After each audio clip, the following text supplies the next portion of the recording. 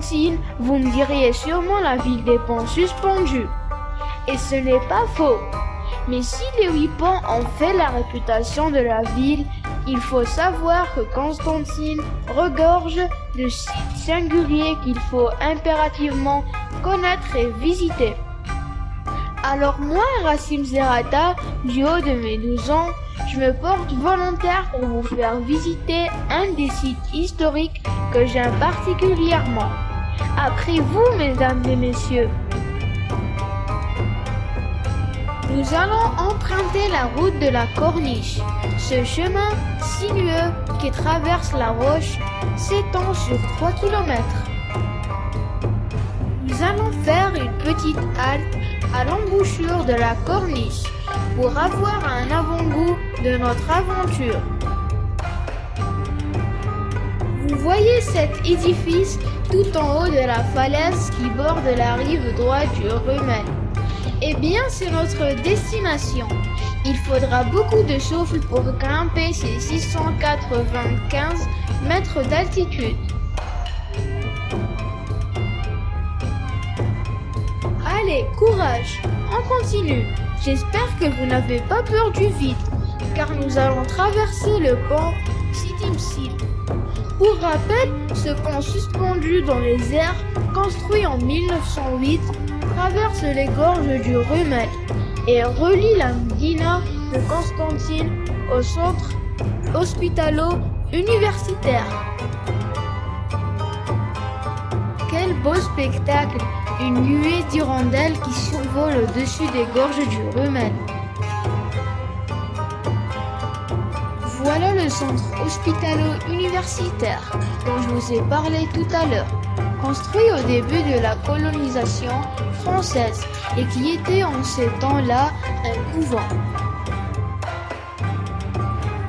Et voilà, nous sommes arrivés à destination. Ce monument de 21 mètres de haut qui ressemble à un arc de triomphe romain s'appelle le monument aux morts, construit entre 1918 et 1930 en hommage aux enfants de la ville, morts durant la Première Guerre mondiale 14-18. Plus de 800 soldats musulmans, chrétiens et juifs originaires de la ville de Constantine ont vu leur nom gravés sur des plaques en bronze plaquées contre les murs internes du monument.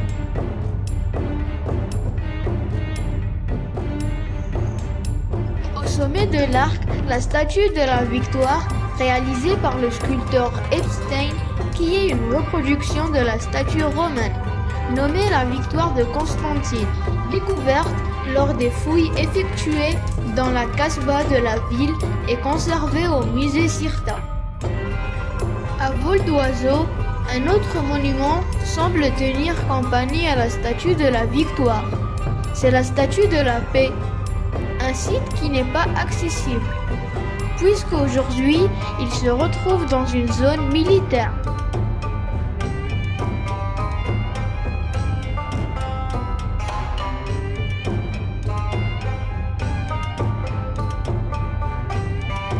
Ici, on peut voir à quelques kilomètres au nord la localité de Bkira, Oued Ziyad et Hamabouziyan, une vue panoramique presque aérienne.